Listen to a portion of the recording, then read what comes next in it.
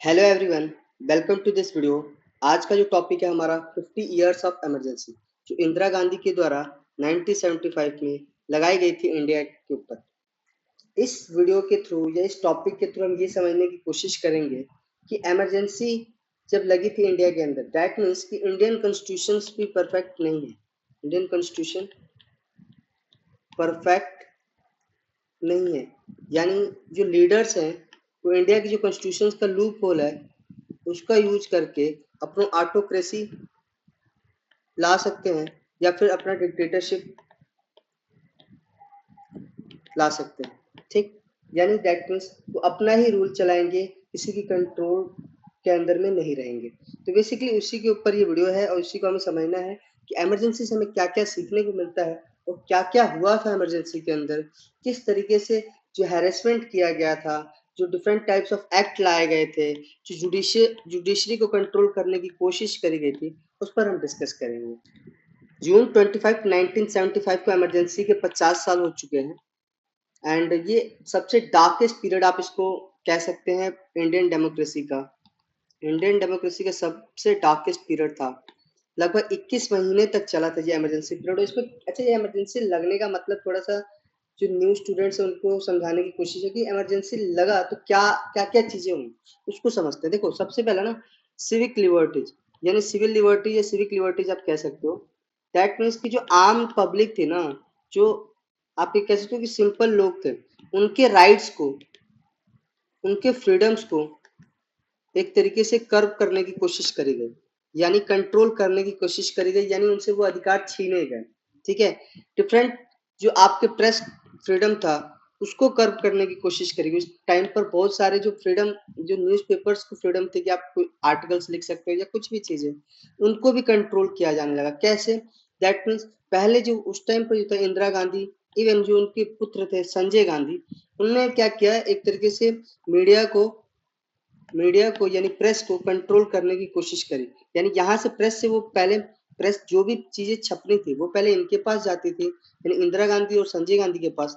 Then वो वहां पे वेरीफाइड करके जो इन्फॉर्म बोलेंगे कि हाँ ये चीज छपनी चाहिए तो वही छपती थी। यानी प्रो गवर्नमेंट ही आपका एक तरीके से न्यूज आती थी, चाहे कितने भी वो एक तरीके से आपका हरेसमेंट कर रहे हैं, उससे कोई वो इश्यू नहीं था।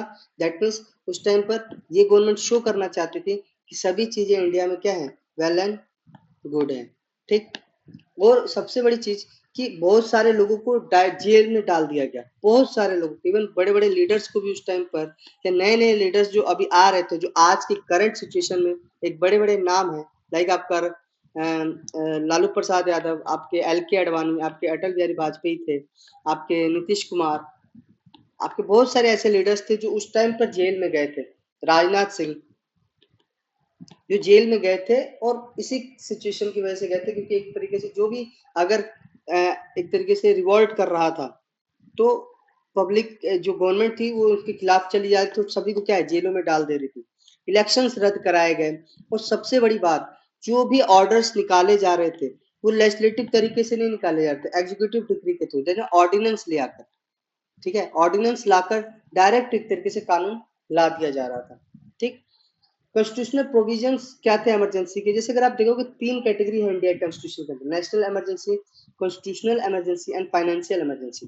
जिसमें अगर आप देखो कि 3 बार नेशनल इमरजेंसी लगा था। एक जब चाइना के साथ वॉर हो रहा था 1962 में, सेकेंड टाइम 1971 में जब पाकिस्तान के साथ हुआ, जिसमें बांग्लादेश को क्रिएट किया गया, और 1975 में प्राइम मिनिस्टर इंदिरा गांधी ने एक तरीके से इसको लागू किया। अब सबसे बड़ी बात यह है कि 1975 को क्यों इतना कंट्रोवर्शियल माना जाता है, क्योंकि ये ना इन्होंने इंटरनल डिस्टरबेंस की बेसिस पर किया था। और इंटरनल डिस्टरबेंस जो टर्म था वो बड़ा वेग था। दैट मीन्स कि इंटरनल डिस्टरबेंस में कुछ भी हो सकता था, कुछ भी। मतलब अगर कोई भी स्टेट में अगर नॉर्मल सी बात हो जाए और गवर्नमेंट ने इसको मान लिया कि इंटरनल डिस्टरबेंस है, तो वहां पे इमरजेंसी ला सकती थी। ठीक है, या कंट्री के अंदर ला सकती थी। तो ये जो इंटरनल डिस्टरबेंस कीवर्ड था, ये आपका देखोगे बाद में जाके इसको चेंज किया गया, यानी आपका 1978 में जो चेंज किया गया उसमें आपका इंटरनल डिस्टरबेंस की जगह आर्म्ड रिबेलियन आ गया। मतलब अगर आर्म्ड रिबेलियन हो रहा है तो तब वहां पे इमरजेंसी लागू करी जा सकती है। ये एक केस बताया गया, इंटरनल डिस्टर्बेंस को थोड़ा सा और क्लियर किया गया। उस टाइम पर जो प्रेसिडेंट है फखरुद्दीन अली अहमद, उन्होंने आर्टिकल 352 के अंदर ये डिक्लेयर कर दिया कि भाई इमरजेंसी लागू हो चुकी है। और किसके बेसिस पर? इंटरनल डिस्टर्बेंस के बेसिस पर, जो बड़ा ही वेग था, जिसके बारे में आप ये नहीं कह सकते कि क्या क्या चीजें ऐड ऑन होगी या क्या क्या चीजें थी जिसके बेसिस पर आप इमरजेंसी ला सकते थे। ठीक, उस टाइम पर बहुत सारे कॉन्स्टिट्यूशनल अमेंडमेंट किए गए, जैसे 38 अमेंडमेंट किया गया 1975 में, जिसमें यानी अगर आप देखो कि इस अमेंडमेंट के थ्रू प्रेसिडेंट की जो भी इमरजेंसी की जो प्रोक्लेमेशन है उसको इम्यून कर दिया गया जुडिशियल रिव्यू से। दैट मीन्स कि जुडिशरी जो है ना, जुडिशरी उस पर एक्शन नहीं ले सकती। प्रेसिडेंट ने अगर एक्शन दे दिया कि हाँ भैया इमरजेंसी लागू रहेगी, तो वो जुडिशियल रिव्यू के अंडर में नहीं आएगा। ये 38 अमेंडमेंट पास करके किया गया, देन आफ्टर उसके बाद इमरजेंसी को एक तरीके से लागू किया गया, क्योंकि जुडिशियल रिव्यू से क्या होगा, बच जाएगा, जुडिशियल रिव्यू लगेगी नहीं, क्योंकि अगर जुडिशियल रिव्यू लगती उस टाइम पर तो फिर इमरजेंसी को क्या कहते हैं, नल एंड वॉइड किया जा सकता था, है ना। ये केसेस आया था और इसको थोड़ा सा और एक्सटेंड कर दिया गया, external internal financial under article 360 के अंदर भी इसको इंक्लूड कर दिया गया, एक्सटेंड कर दिया गया और एक तरीके से कंप्लीटली इंडिया को इमरजेंसी के अंडर में ढकेल दिया गया। 42nd अमेंडमेंट, जिसके बारे में आपने बहुत ज्यादा नाम सुना होगा, बहुत ज्यादा बार सुना है, क्योंकि प्रियम्बल में भी इसमें बहुत बड़ा चेंजेस आया था। क्या चेंज आया था? Socialist, secular and integrity word जोड़ा गया था, है ना, उस टाइम पर। और भी बहुत सारे चेंजेस आए थे, लेकिन प्रियम्बल के अंदर ये चेंजेस लाए गए थे। अब इसमें क्या सबसे इम्पोर्टेंट चीज क्या थी कि जो 42nd अमेंडमेंट आया था कि जो जुडिशरी की अथॉरिटी है ना उसको रिड्यूस करने की कोशिश की गई, यानी specially supreme court, high courts की, यानी इनके पावर को एक तरीके से रेस्ट्रिक्ट करने की कोशिश करी गई। ठीक है, यानी इनकी पावर क्या थी, जैसे अगर एक कॉन्स्टिट्यूशनल लॉ को ये एक तरीके से क्या कर सकते, जुडिशियल रिव्यू कर सकते थे। ठीक है, जुडिशियल रिव्यू कर सकते थे, उसकी वैलिडिटी चेक कर सकते थे, लेकिन उस चीज से इनको क्या कर दिया गया, रोक दिया गया, है ना। रोकना कैसे था? 42nd अमेंडमेंट के अंडर में ही एक ऐसा कानून लेके आए जिससे कि क्या हो कि जुडिशरी को कंट्रोल करने की कोशिश करी गई। किसके द्वारा? पार्लियामेंट के द्वारा, स्पेशली इंदिरा गांधी के द्वारा। ठीक है, क्योंकि वो उस टाइम पे प्राइम मिनिस्टर थे। जब 43rd एंड 44th अमेंडमेंट आया उसमें ये सारी चीज चेंजेस हुई, बट प्रियम्बल के अंदर कोई चेंज नहीं किया गया था। ये याद रखना कि प्रियम्बल के अंदर कोई चेंज नहीं की थी, बट ये सारी चीजें हटा दी गई थी। जनता पार्टी की सरकार आई तो जो भी सुप्रीम कोर्ट, हाई कोर्ट के पावर थे उनको फिर से दे दिए गए, है ना। अब आप थोड़ा सा देखेंगे कि रैशनल और famous supreme court judgement emergency के लिए क्या क्या आए थे। देखो, अगर आप देखो कि इमरजेंसी जब लगी थी तो वो एक तरीके से क्या था, किस लिए इमरजेंसी लगाने का जो प्रोविजन था वो क्या था, कि वो ये था कि यार देखो, नेशंस की सोवरेनिटी को मेंटेन करना था, यूनिटी को मेंटेन करना, territorial integrity and democratic politics को स्टेबल और कॉन्स्टिट्यूशनल फ्रेमवर्क देने को कंट्रोल करने की कोशिश की। मतलब ओवरऑल आप देखो ये सारे point, national sovereignty, unity, territorial integrity, even along with the stability of democratic political constitutional framework, अगर आप ये समझो इमरजेंसी इनके लिए लाया गया था कि भाई अगर कभी ऐसी सिचुएशन आए तो इमरजेंसी लागू करेंगे। बट आप देखोगे कि इसका वायलेट किया गया, मतलब इसको अपने लिए यूज किया गया। इमरजेंसी को किस लिए यूज किया गया? अपने लिए यूज किया गया इंदिरा गांधी के द्वारा। यानी आर्टिकल 356 एक तरीके से अलाउ करता है कि भाई अगर कोई भी स्टेट गवर्नेंस ब्रेक हो रही है या स्टेट गवर्नमेंट ढंग से काम नहीं कर रही है, उसको एक सेफगार्ड करने के लिए भाई लाया गया था। आर्टिकल 360 फाइनेंशियल इमरजेंसी के केस में होता है कि भाई अगर मान लो कि कोई सीवियर इकोनॉमिक डिस्ट्रेस आ गया, सिचुएशन खराब हो गई है, तब वहां पे फाइनेंशियल इमरजेंसी लागू कर सकते हो। बट अगर आप देखो ऐसा कुछ भी नहीं था, उस टाइम पर सिचुएशन खराब थी, बट ऐसा भी नहीं खराब था कि इमरजेंसी लागू करने की कोई जरूरत पड़ गई थी। ठीक है, तो इसी पे थोड़ा सा हम देख रहे हैं जो सुप्रीम कोर्ट जजमेंट आए थे, जैसे मिनर्वा मिल केस आया था 1980 में। इसमें एक तरीके से जुडिशियल रिव्यू को क्या कर दिया गया था, रिमेन किया गया कि कॉन्स्टिट्यूशन का बेसिक स्ट्रक्चर का पार्ट है। ठीक है, यानी बेसिक स्ट्रक्चर जो आपका दिया गया, बेसिक स्ट्रक्चर डॉक्ट्राइन, उसका पार्ट है क्या, जुडिशियल रिव्यू, है ना। जबकि हमने पीछे देखा कि 42nd अमेंडमेंट के थ्रू जुडिशियल रिव्यू को एक तरीके से कंट्रोल करने की कोशिश करी गई। 38 अमेंडमेंट के थ्रू जुडिशियल रिव्यू को कंट्रोल करने की कोशिश करी गई, है ना, एक छीनने की कोशिश करी गई supreme court and high court से। अगर आप देखो कि एसआर बोमई केस में भी क्या बात करी गई थी कि जो जुडिशियल स्क्रूटनी है उसको आप एक तरीके से वैलिडेट करेंगे, है ना, मतलब वैलिडेट किया गया। कि भाई ये जरूरी है, क्योंकि कोई भी कॉन्स्टिट्यूशनल अमेंडमेंट आ रहा है तो कोई भी कंट्रोल अगर कुछ भी मिसयूज करने की कोशिश करेगी कॉन्स्टिट्यूशन का, उसको चेक एंड बैलेंस करने की कोशिश करी जाएगी, है ना। ऐसा बुमई केस में ये बात कही गई। अगर आप Bhutnath Mete versus state of West Bengal की केस देखोगे 1974 में, इसमें एक तरीके से बहुत सारे राइट्स को सस्पेंड किया गया, चलो ठीक है, लेकिन जो लीगल रिकोर्स है, मतलब आपने देखा होगा कि जब अभी आप आगे पढ़ोगे मीसा एक्ट के बारे में, मीसा एक्ट के बारे में, यानी इसमें एक तरीके से आप समझने की कोशिश करो कि बहुत सारे लोग को जेल में डाल दिया गया। अब उनके लिए लीगल रिकोर्स का कोई केस ही नहीं था, मतलब वो कोई कानूनी अपनी लड़ाई नहीं लड़ सकते थे, है ना।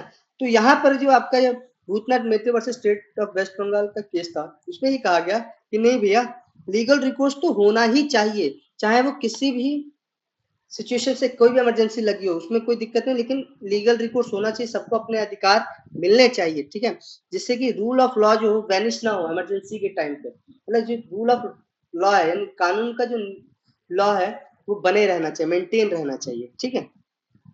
अब थोड़ा सा बात कर लेते हैं, इतनी सारी चीज डिस्कस की, थोड़ा सा हम बात कर लेते हैं कि रीजन क्या थे। तो ये बहुत सारे रीजन बताए गए, जैसे अगर आप देखो इकोनॉमिकल रीजन थे कि इन्फ्लेशन बहुत ज्यादा थी, इंडस्ट्रियल परफॉर्मेंस उतनी अच्छी नहीं आ रही थी, ग्रोइंग अनएम्प्लॉयमेंट ग्रो कर रहा था। देखो 1971 में वॉर हुआ था, है ना, तो सिचुएशन थोड़ा सा उस टाइम पर डिस्टर्बेंस थी, तो ये सारी चीजें भी थी।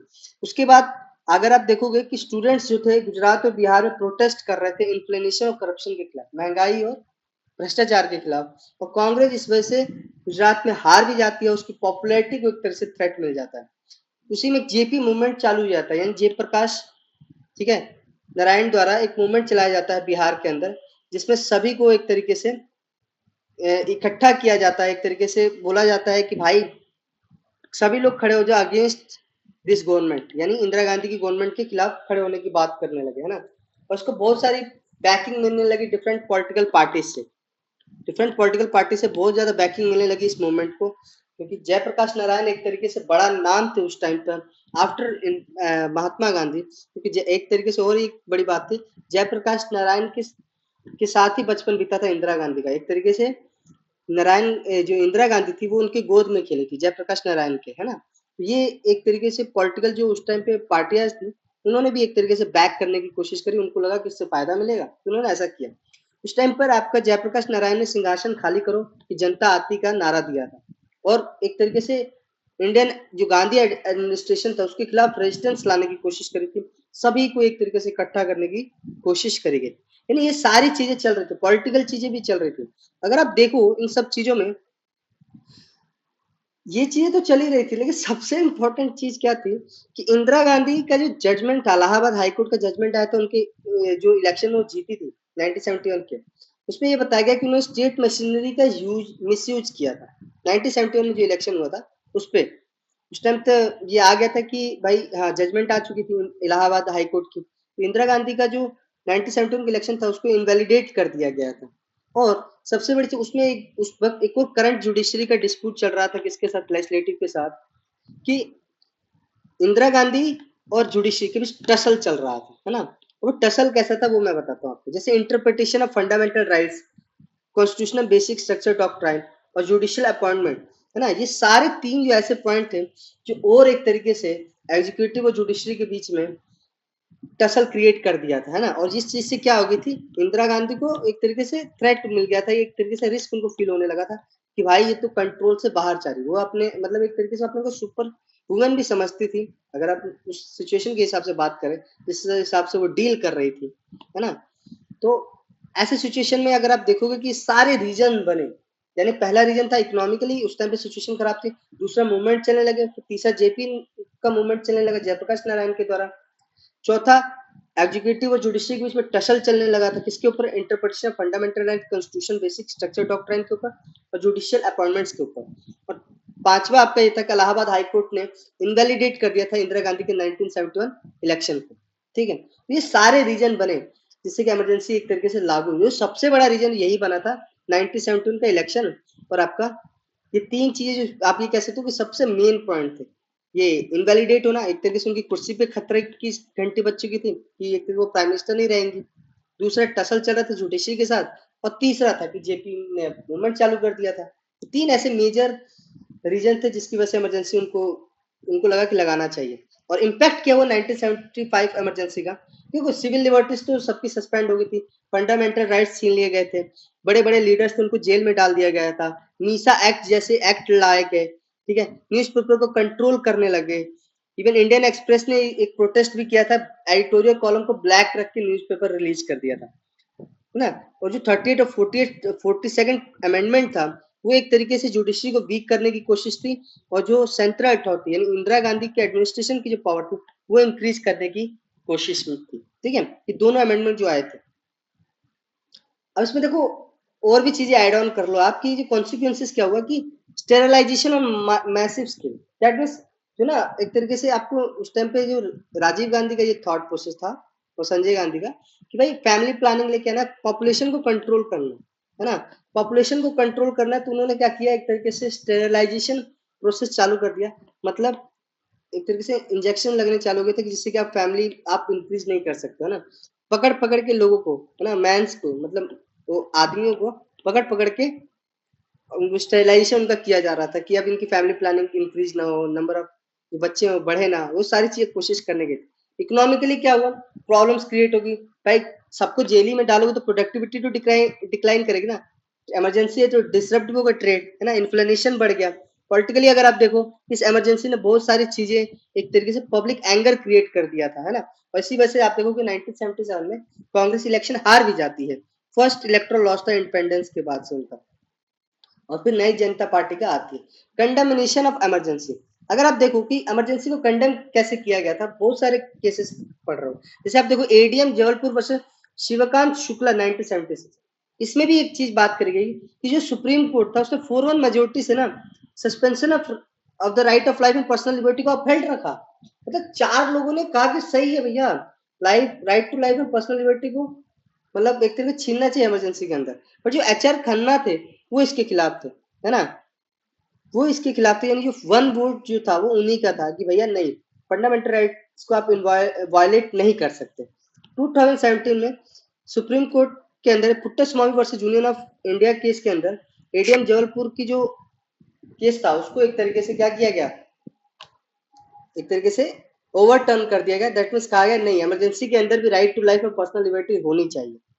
शाह कमीशन जो 1978 में अंडर जस्टिस एससी शाह के अंदर में, उन्होंने इमरजेंसी अब्यूजेस जो किए गए थे जो उस टाइम पर, उस पर एक बड़ी इंक्वायरी करी और ये पाया कि गवर्नमेंट ने उस पर अनलॉफुल डिटेंशन किए, जबरन किसी को भी पकड़ के जेल में डाल दिया, सेंसरशिप करने की कोशिश करी गई, स्टेरिलाइजेशन प्रोग्राम चलाने की कोशिश चलाया गया जिसमें कि बहुत ज्यादा लोगों को जबरन पकड़ पकड़ के एक तरीके से उनको नपुंसक बनाया जा रहा था, है ना। Underscoring the extent of executive overreach, और एग्जीक्यूटिव ओवररीच को बढ़ाया जा रहा था। जैसे देखो आप जुडिशियल ओवररीच की बात करी जाती है ना कभी कभी कि जुडिशियल ओवररीच हो रहा है, तो ये इसको जैसे अगर आप देखो कि एक एक्सटेंट के बाद बुरा माना जाता है, तो एग्जीक्यूटिव ओवररीच को भी ये माना गया कि गलत था भैया, ठीक है। हमें इमरजेंसी से क्या क्या लेसन मिलता है, देखो सबसे पहले चीज इमरजेंसी हमें ये सिखाती है कि इमरजेंसी लाने का रीजन ही ये था कि हमें प्रिजर्व करना है डेमोक्रेटिक गवर्नेंस को। बट जब दिया गया था कॉन्स्टिट्यूशन के अंदर इमरजेंसी प्रोविजन, बट अगर आप देखोगे कि उसका मिसयूज किया गया इंदिरा गांधी के द्वारा, और एक तरीके से चेक करने की कोशिश करी, यानी कॉन्स्टिट्यूशनल जो बाउंड्री है उसके अंदर ही लीडर्स को अपने ऑपरेशंस को स्ट्रिक्टली काम करना चाहिए, यानी जो भी वो कानून लाना चाहते हैं वो under the belt of constitutional boundary होना चाहिए, पब्लिक अकाउंटेबिलिटी गाइड से चलना चाहिए और रूल ऑफ लॉ को मेंटेन करना चाहिए। यानी ये सारी चीजें अगर इसके कंट्रोल में चल रही है तो ऑथोरिटेरियनिज्म नहीं आएगा, है ना, ये एक सिंपल सी बात है। जुडिशियल जो डिसीजन है ना, अगर एग्जीक्यूटिव अगर resist correct the urge to interpret judicial decision narrowly and must maintain institutional harmony। एक तरीके से एग्जीक्यूटिव को जुडिशियल डिसीजन को थोड़ा सा वाइड पर्सपेक्टिव में देखना चाहिए, है ना। अगर आप देखो कि उस टाइम पर आप देखो कि बहुत ज्यादा एक टसल चल रही थी जुडिशरी और एग्जीक्यूटिव के बीच में, उसका रीजन ही ये था जो जुडिशियल डिसीजन थे वो एक तरीके से नैरोली देखे जा रहे थे किसके द्वारा, एग्जीक्यूटिव के द्वारा, है ना। और एग्जीक्यूटिव अपना ईगो उसका हर्ट हो रहा था, दैट मींस इंदिरा गांधी का ईगो हर्ट हो रहा था, जुडिशरी ऐसे कैसे कर सकती है।